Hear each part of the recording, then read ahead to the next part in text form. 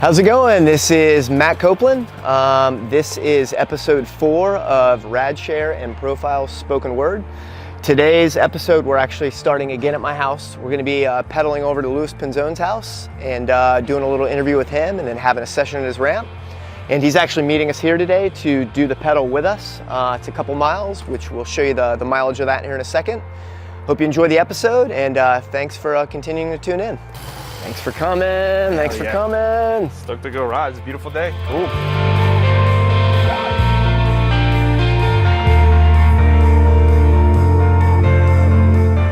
So today's ride to Penzone's house is going to be 4.1 miles. Actually, it says 4.0 on there, but we'll round up. So it's going to be 8.2 total because Dan and Louis and I will be taking off to his house and then pedaling 4.1 back, so 8.2 total. Thanks to Louis Penzone for coming out and to coming on the ride with us. I'm super stoked to have this conversation with him and really psyched to get this session rolled today. So thanks for tuning in, and stoked that you're coming along for the ride.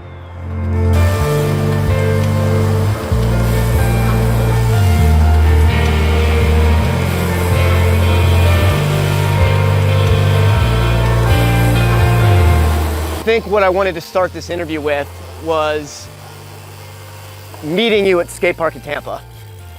And the question that I want to get to is what got you into riding? But before we get there, I want to give a little intro, a little backstory to how we met. And that was at Spot in 97, 98. You would go in earlier than that.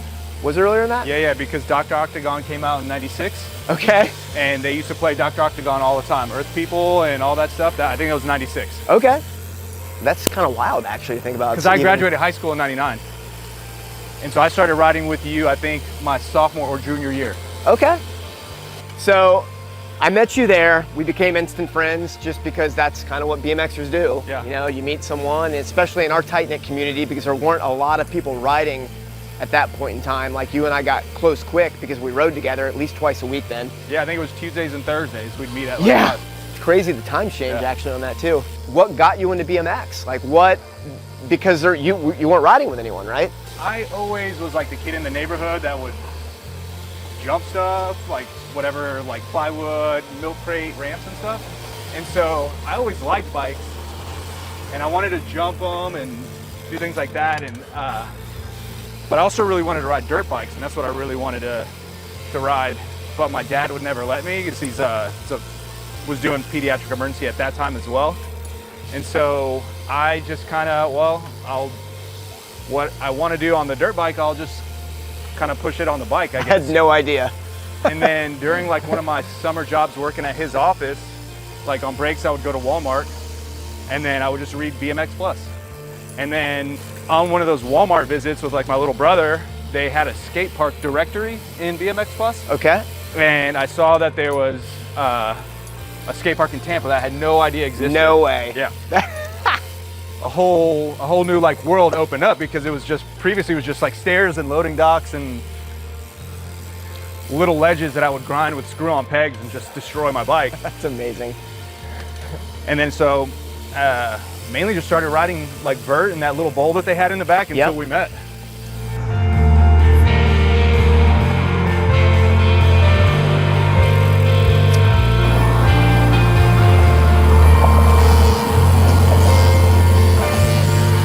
So we are the middle point right now between my house, which is south of here, or excuse me, north of here, and Penzone's house, which is south of here. This is the route that I usually take on Fridays when I go to meet him for a session. I usually pedal over to his house after work. It's along the Hillsborough River, which is the main river in Tampa Bay. And the reason I wanted to stop here is because it looks really cool. And also, when I was growing up, there was a cool like historical anecdote I wanted to mention about a story that my dad told me about these 3 blockade running ships that were used by the Confederacy during the Civil War. And the Union actually caught them here and burnt all 3 of those ships out, essentially. The Kate Dale was one and the Scottish Chief was another.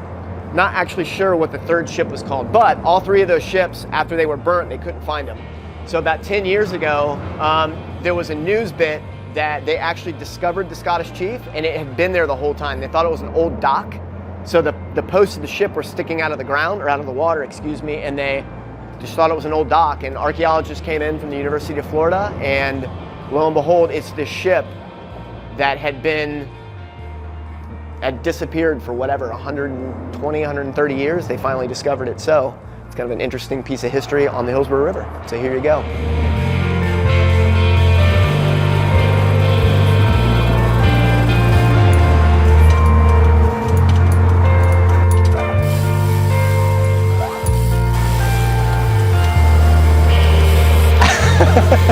Look at it. So good.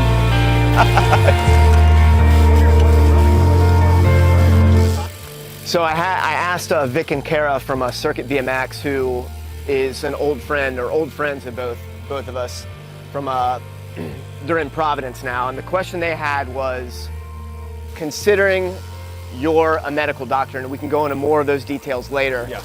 how are you able to balance a profession, a high stakes profession like that, with something that is as risky as riding BMX is? I don't know if I have like a, I don't know if it's like a strategy or anything like that. I mean, I definitely have messed up that balance before. Like I've had 4 knee surgeries, I've had some back injuries, and I think that's kind of helped me figure out, like, especially at this stage in like my riding life and my work life, like I have to pick and choose what I do and what I want to do that session, and I don't, like, for example, not necessarily going to do a tail whip every session, or not necessarily setting some of like those crazy expectations that I used to have of my riding, but I still love riding. I still love pushing myself when I ride. So even just like, if I'm just going to ride my ramp and all I want to do is airs and tabletops that day, I really want to see, can I get the tabletop a little bit flatter? Can I go a little bit higher? Can I land smoother? Still in the back of my mind though, especially having gone over the edge a couple times, I'm thinking I still got to work tomorrow, and I still got to be able to walk at work, and I can't really do my job. And I can do it on crutches, but it's not that fun. And I mean, it's hands-on too, yeah, so you exactly. absolutely need your hands. So hand injuries going from room to room, and I got to move fast, and no matter how good you are at crutches, one, it gets annoying, but you're not going to be as efficient. And also, I think the optics of like your doctor coming in with like missing a tooth or a black eye from a crash, and he looks worse than the patient. I think the optics of that is something I keep in mind now too. Whereas like at the stage when I met Vic and Kara, I was like, I didn't care. I was like, I just want to ride till I'm 25, and I don't care. Like, I'll deal with the repercussions of my body then. And then part of that question too, we'll go back to the idea of the flips, because Vic met you at a point when you were, I mean, how old were you when you met Vic? I think I was like 17 or 18. Okay, and I don't recall that story.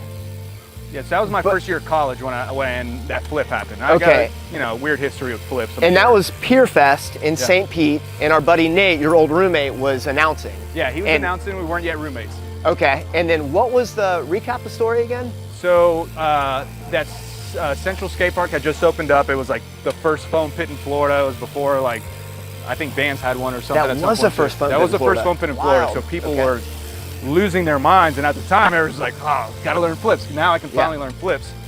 I couldn't really get him in the foam pit consistently enough to ever try one, but Nate, who was I believe he was actually heckling me at the time, and he like was announcing and trying to get the crowd hype, saying like, who wants to see Penzone do a flip? And so it's like a Saturday, everybody's drunk at this contest called Pier Fest. I don't even know why we're having it there. And I heard everybody screaming, and I was like, all right, here we go. So I sent the first one. The first one, I made half the rotation and landed completely flat on my back. I think bike got all like twisted up too. And I want to say it was the second or third one, it worked out. Well, speaking of that, and that'll lead into the other question about you being, and maybe I might not have expressed it well enough for the viewer to know, but you're an emergency pediatric doctor. Yep. So that means that you actually did 2 residencies. Sort of, yeah. So I'm a pediatric emergency doc. I did med school. That's 4 years. Yep. And then I did a pediatrics residency which is 3 years. Okay. So at the end of that, like you have the option to stop and be a general pediatrician or move on and do some additional training. So I did an additional 3 years of. Hey, buddy. Buddy. What's up, cute boy? Hello. So I did an additional 3 years of pediatric emergency training. Okay. So that was in Charlotte, and then I moved to Atlanta for a few years, and that was my first job. But generally, like my job is, I see babies from the minute they're born until your 20th birthday, basically. Okay. So we are almost at Pinzone's house, and the route that I take over there on Fridays when we ride usually, we run into this neighborhood that has a ton of peacocks, and love bringing visitors here because it's just such an odd animal to live in Florida. They are invasive, but regardless, they're really, really awesome. So there's plenty of peacocks and peahens here that are actually indigenous to India and Sri Lanka, and someone brought them in as a pet and then let them go, and now they, have reproduced and they're everywhere. But to tie in, where I grew up, there was a wall ride. There was a bank to fence that we used to ride that actually learned wall rides on. And when we were kids, we actually had to, this piece of property had so many peacocks on it that we actually had to barrel through in between these two buildings and dodge the peacocks to get to this banked wall. So yeah, a little interesting Tampa BMX history piece, but hope you enjoy. It's always amazing seeing these birds because they're beautiful, so.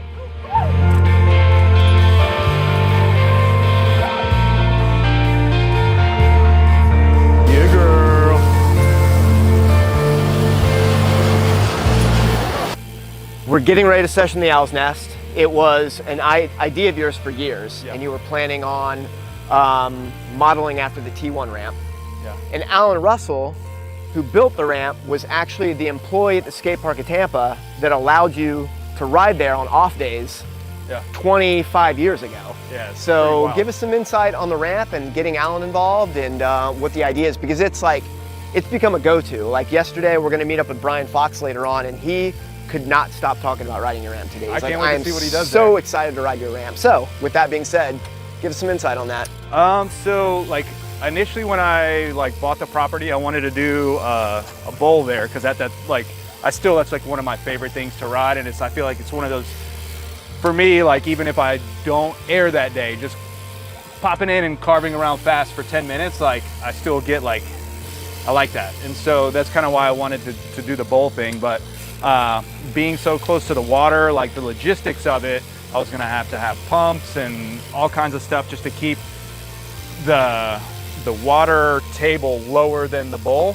And then I looked at doing the bowl above ground, and then like the cost of concrete, and plus how ugly it would look in the backyard.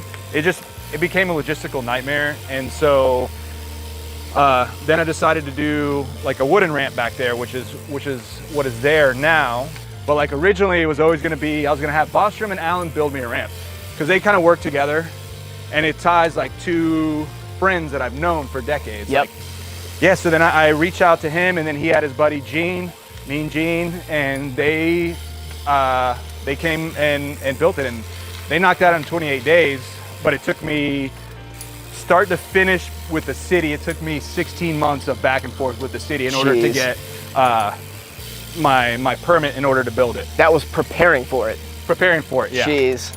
And so once I decided what I wanted, I thought, okay, I'm just gonna draw it up on paper or bring like a little whatever drawing Bostrom sent me or whatever, and I'd bring that to the city. That would take like a month before I get the drawings back, and then I'd go, make an appointment, submit more money. Okay, not enough detail. We need to know this. We need to know that. And I think they were just kind of hoping I would give up at some point. But the more they said no, the more I was like, amazing. Okay, you want to know what kind of screws I'm going to use? I'm going to give you the SKU at Home Depot for what screws I'm going to use to fasten the skate light. Wow.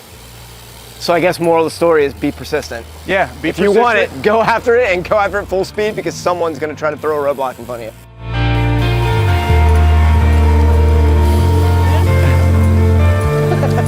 Man, we made it right on time.